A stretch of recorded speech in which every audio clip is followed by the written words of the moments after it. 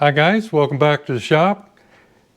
Hey, my mind has been kind of going in full speed here for, I don't know, 3 or 4 weeks, trying to figure out how I want to proceed with the suspension on the 250 Yamaha MX. Remember, I told you several times that I wasn't sure what I wanted to do, and to be quite honest with you, I'm still not real sure. But after some preliminary collecting of data and some fit testing, I think I'm in pretty good shape on what I believe right now.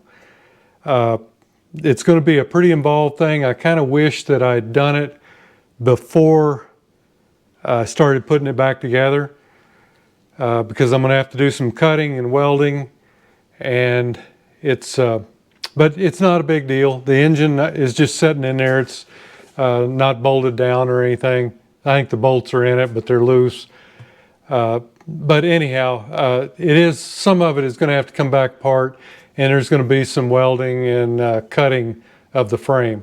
So let me get you down there and let's take a look at it. Okay, one thing I want to mention is this week, or actually it was last week, I had a visitor, and he came all the way from Australia to see me. No, just kidding. He was on vacation, but he was close enough that he wanted to stop by. And I just really had a good visit with Barry and Debbie. Debbie and my wife got along real good, and I think we've got a friendship there for the rest of our lives. We just had a good time together and enjoyed our visit. And I sure appreciate them coming by just to see me. So I'll put a still up for you to see.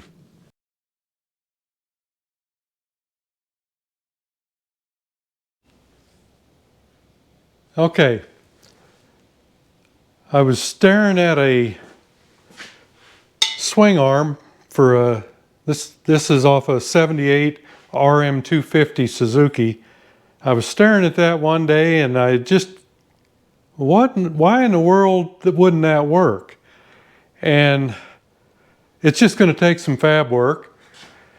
You know, Yamaha never did a forward mounted twin shock, really. They just went from this type here to the monoshock in just about overnight. I think there were a couple of the early YZs that might have had, they were a little bit forward mounted, but not like this. I'm just going by some pictures that number one, that I got off the internet. This is the kind of stance that we're looking for. And I found a picture of a frame, so I can kind of tell what needs to be done. So, but the locations are a little bit, I'm trying to collect some data. I've got a friend that's got one of these, and he's doing some measuring for me. I don't know whether I can use the mounting hole that Yamaha used here. Obviously you can, but just have to see what the height is and everything, whether it might be better if it was lowered a little bit. But that's still out. I'm still kind of working on this deal. And you can see here I've got it mocked up, and where the Yamaha frame is just a little bit wider back here. Let me try to get you a little closer. All right, maybe that's a little closer. Anyway, I've got the swing arm assembled here, and it's just about 1/4 of an inch or something like that. So I'm building spacers for that. We'll go over some of that in this video, but I had to order a 16 millimeter drill bit, so that won't be in until later on. But as of right now, you can see here that we're going to have to remove this. And that's what it shows in the picture of the frame on the Suzuki too. you're going to remove this tubing here, and then you're going to bend a piece and come down and create this pocket for your upper shock mount. And then you're going to, where this one bolts on down here, it's going to come more straight up to support that bent tubing. And then we'll probably have a couple coming off of up here to further support that. But that's all stuff that we've got to kind of work as we go through the project. There'll be some different, we're going to have to develop a different mounting system for the fender. I'm thinking that I can leave this bracket in here and probably even this tube, and we'll come up and push into this corner with the new one. But I'll be cutting that right there. As of right now, I'm going to leave this little piece of tube in there. We'll just have to see.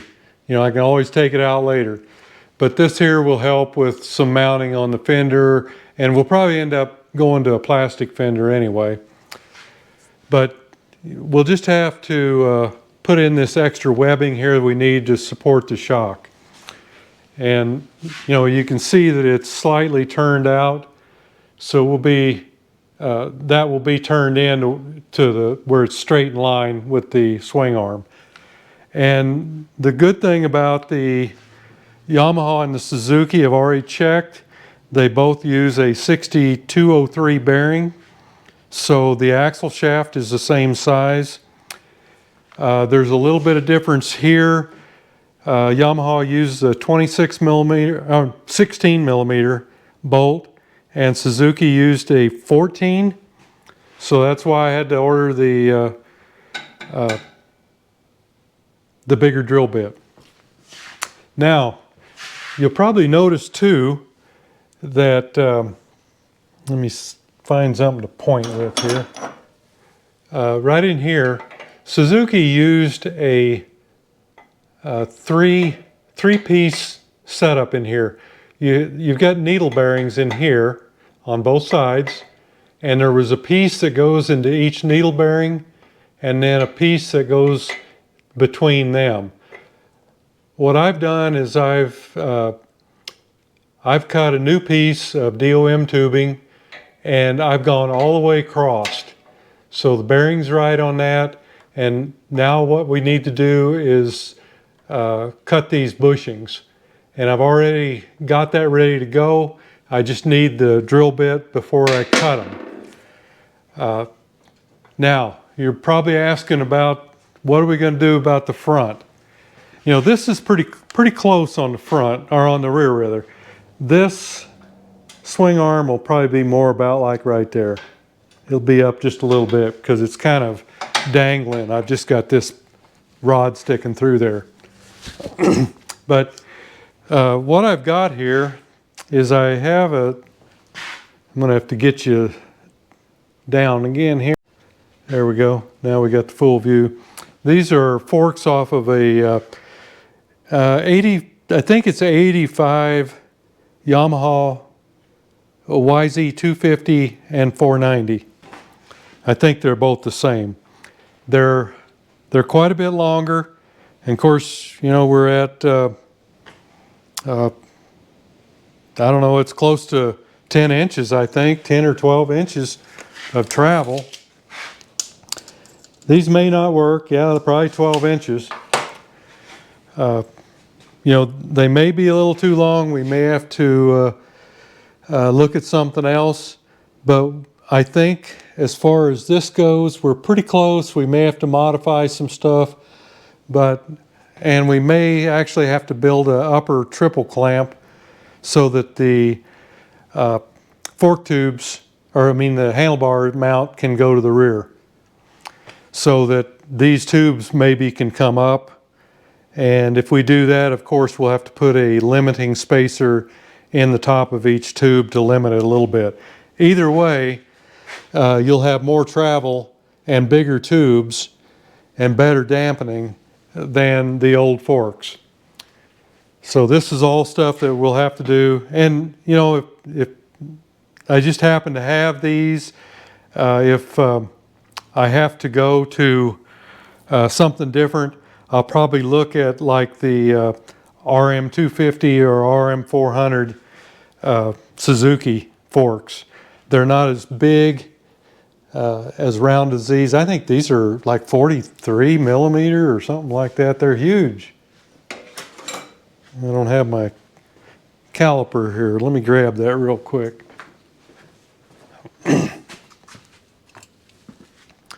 Yeah, these are huge. They're gonna, of course they weigh a little more too. Yeah, these are 43 millimeter. And I believe these are 34. Yep, 34. So that's a big improvement there. But anyhow, that's what I'm looking at.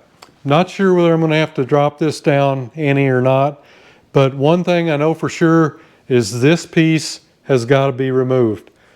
So that's something we're going to do today, at least on one side. And I'm going to go through some of the other making the tube that goes across the swing arm, and making of the bushings that are going to go in here. And like I say, they're going to be just short of a 1/4 inch or just a little over a 1/4 inch. Can't remember. But you know, I just thought, you know, this would be a way to. These swing arms are not terrible. I mean, some people want a lot of money for them, but oh, one thing too is the wheelbase. You're going to gain, depending on where you're at in here. I measured everything right at the center. If you measure at the center on the Yamaha and the center on the Suzuki, you're at just about 1.5 inches. If you go all the way to the back, you're at 2 inches that you're extending your wheelbase. Now this bike is, the thing about the YZ was it maintained a pretty low seat height, where the Suzuki's, I actually had a 79 RM400 and I'm right at 6 feet, and it was tiptoe just to reach the ground. And that's how this one should be, probably, because we're using pretty much all the same stuff. These shocks I got out of Australia. They're JBS, and they're a direct replacement for the Suzuki RM250 and 400, I believe. But anyhow, that's what we're looking at right now. There's a few little differences in the frame. On the Suzuki, this piece here comes more straight up. This goes in. And all this is missing on the Suzuki back here. But we still need the seat and a fender mount, so we're going to leave the upper portion, and we're just going to remove this piece, and we'll be bending some tubing.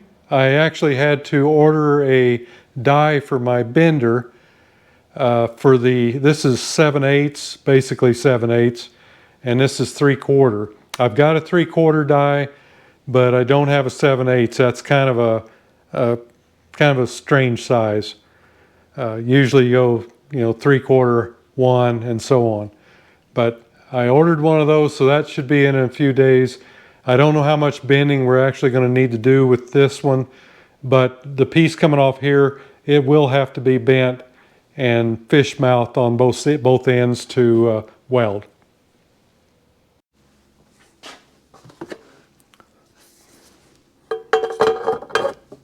Okay, we're getting taking about 20 thousandths out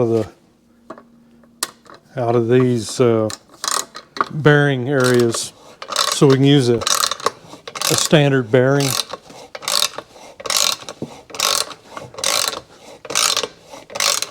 Just reaming it out, just a little at a time.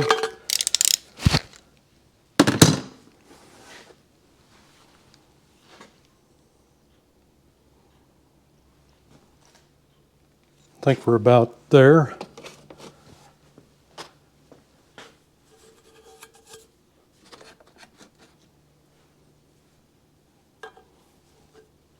Yeah, it feels pretty good. Got to be getting pretty close. We need an interference fit, but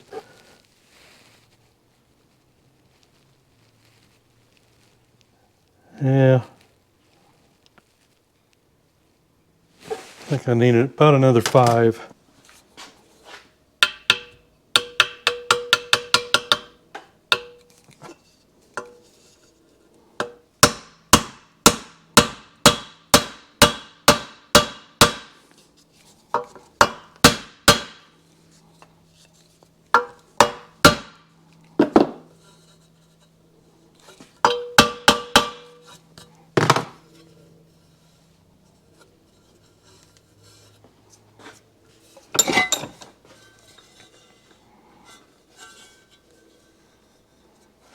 Okay.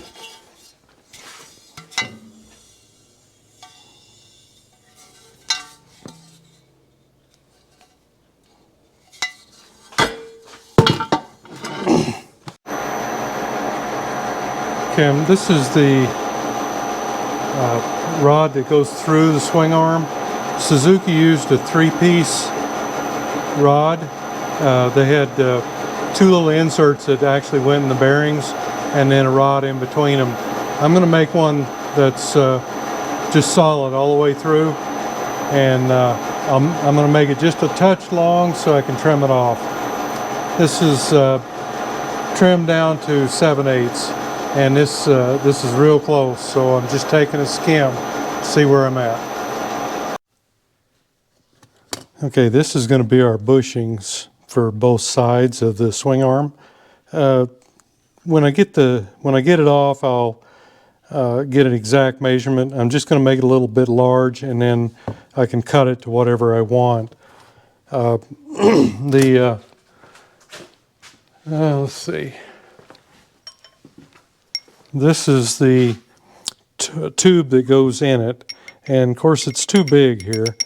So what we're going to do is make a bushing out of bronze to go into here, and then we can drill this out after we get it installed. It's easier to put it in while it's a solid piece instead of being as thin as it looks like it will be.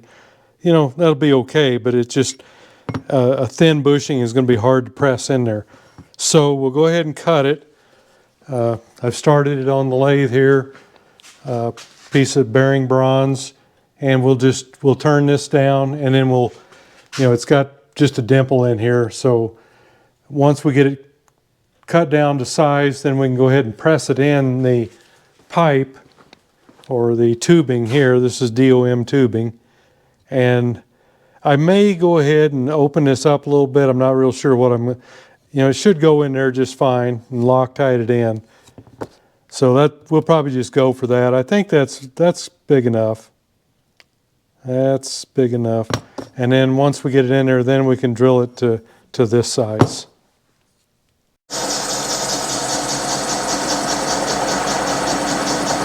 I need just a little more because of my cut. They're pretty close to 1/4 inch per side.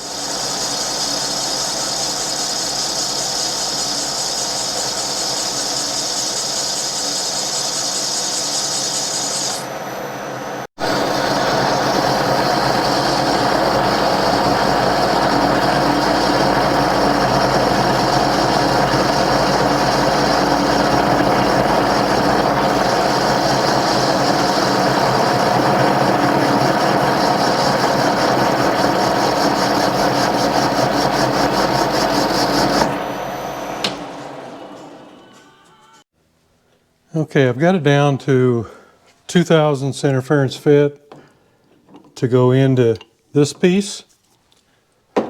So I'll go ahead and taper the end here, and then we'll put the cutoff tool in there and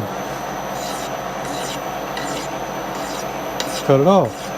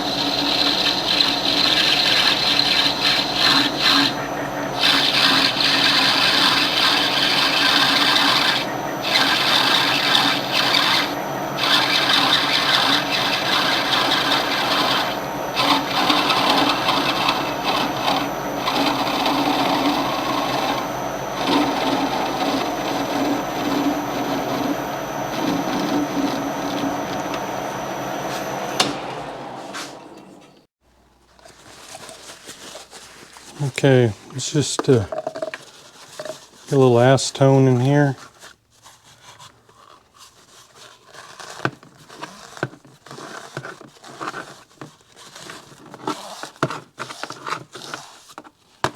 Clean that up good. And then the outside of the bronze.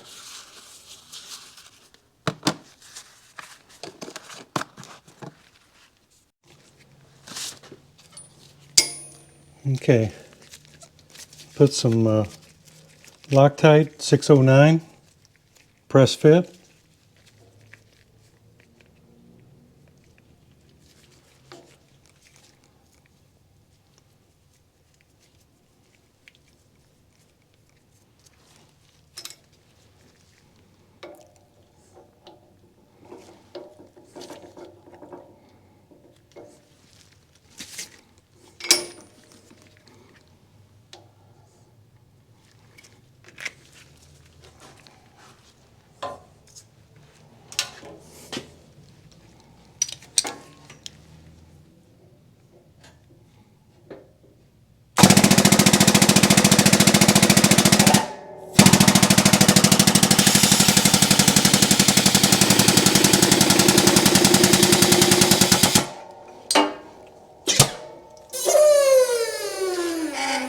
Nice and tight.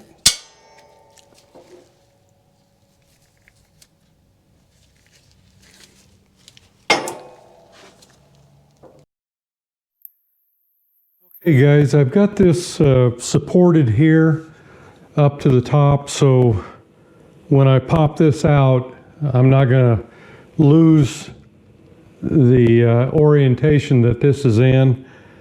And my prop rod, you know, even if I take it out and replace it, at least I'll have a known. So, you know, because I'll have to do that when I get ready to put the swing arm in and start fitting the other tubing. But at this point, this should keep this in place until we're ready to work on putting the new pieces in. So I think we'll just start here. Now let's see. You're not going to be able to see that if I do that. Let me see if I can get one on the other side here. Because both of these will have to come out.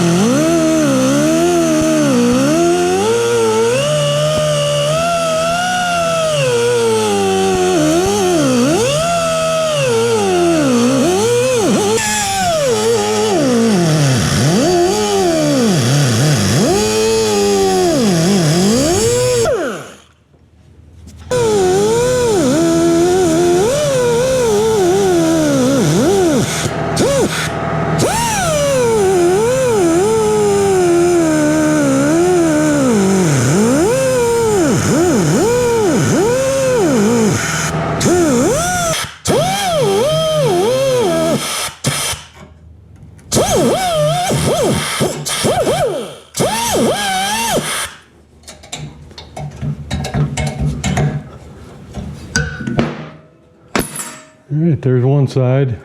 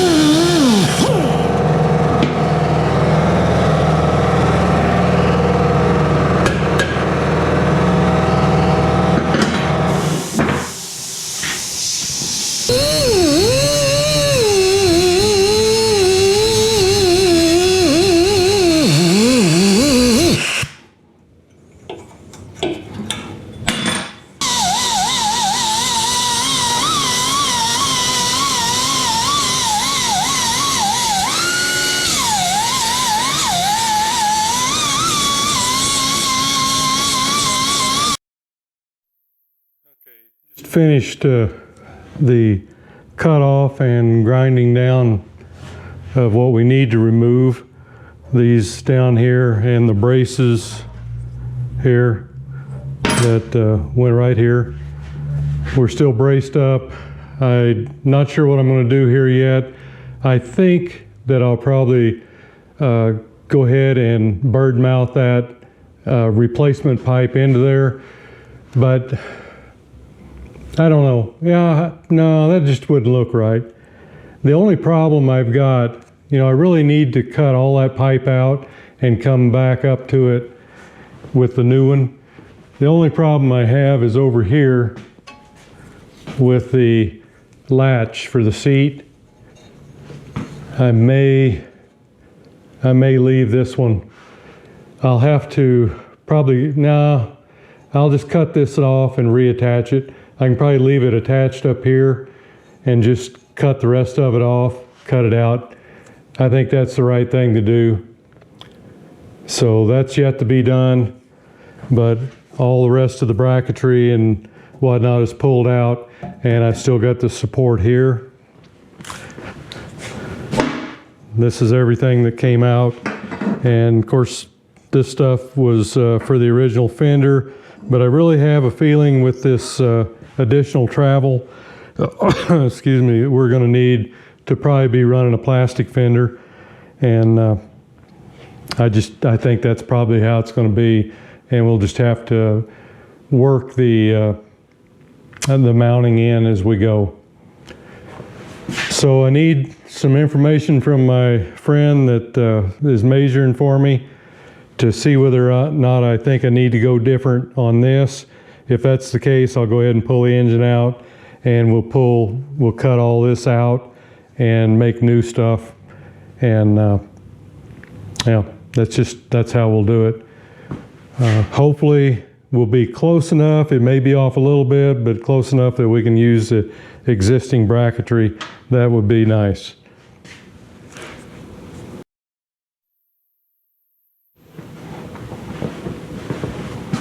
Looks kind of empty in the back now, doesn't it?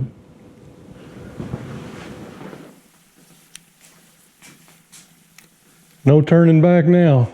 Okay, guys, we're kind of on a roll here with this, hopefully. I need a little more information once I get that.